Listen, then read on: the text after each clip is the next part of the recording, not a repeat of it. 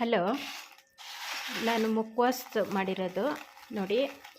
ಇದಕ್ಕೆ ಬೆಟ್ಟದ ನೆಲ್ಲಿಕಾಯಿ, ಬೀಟ್ರೋಟು, ಶುಂಠಿ ಮೂರನ್ನು ಚೆನ್ನಾಗಿ ತೊಳೆದು ತುರಿದ್ಬಿಟ್ಟು ಅದಕ್ಕೆ ಜೀರಾ ಪೌಡ್ರು, ಕಾಳು ಮೆಣಸು ಪುಡಿ, ಚಾಟ್ ಮಸಾಲ, ಸ್ವಲ್ಪ ಸೋಂಪು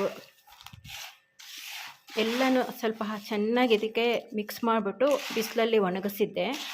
1 ವಾರ ಚೆನ್ನಾಗಿ ಒಣಗಿದೆ. ಇದು ಬಿಸಿಲಲ್ಲಿ ಎಷ್ಟು ಚೆನ್ನಾಗಿ ಗರಿಗರಿಯಾಗಿ ಬಂದಿದೆ ನೋಡಿ. ತುಂಬ ಚೆನ್ನಾಗಿ ಟೇಸ್ಟು ತುಂಬ ಚೆನ್ನಾಗಿದೆ. ತಿಂತಾಯಿದ್ರೆ ಇನ್ನೂ ತಿನ್ನಬೇಕನ್ಸುತ್ತೆ. ಈ ಥರ ಮಾಡಿಬಿಟ್ಟು ಒಂದು ಗಾಜಿನ ಬಾಟ್ಲಲ್ಲಿ ಹಾಕಿಟ್ಕೊಂಡ್ರೆ 3 ತಿಂಗಳಾದ್ರೂ ಹಾಳಾಗೋದಿಲ್ಲ. ಬಟ್ ಹೆಲ್ತ್ಗೂ ತುಂಬ ಒಳ್ಳೆಯದು. ಇದರಲ್ಲಿ ಗ್ಯಾಸ್ಟ್ರಿಕ್ಗೆ ಬರಲ್ಲ. ನಾವು ಊಟಕ್ಕೆ ಮೊದಲು ಅಥವಾ ಊಟ ಆದಮೇಲೆ ಇದನ್ನು ಹೋಗ್ತಾ ಬರ್ತಾ ಒಂದೊಂದು ಸ್ಪೂನ್ ತಿಂತಾ ಇರ್ಬೋದು.